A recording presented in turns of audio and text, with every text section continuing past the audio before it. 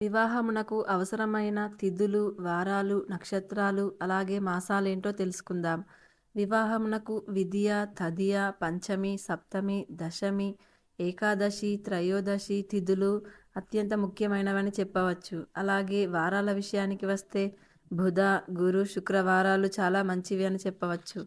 అలాగే రోహిణి, మృగశిర, ఉత్తర, హస్త, స్వాతి, అనురాధ, మూల నక్షత్రాలు, అలాగే ఉత్తరాషాఢ, ఉత్తరాభాద్ర, రేవతి నక్షత్రాలు చాలా మంచివి. అలాగే రాశుల విషయానికి వస్తే వృషభ, మిథున, కర్కాటక, తుల, కన్య, ధనస్సు, మీన లగ్నాలు చాలా మంచివి.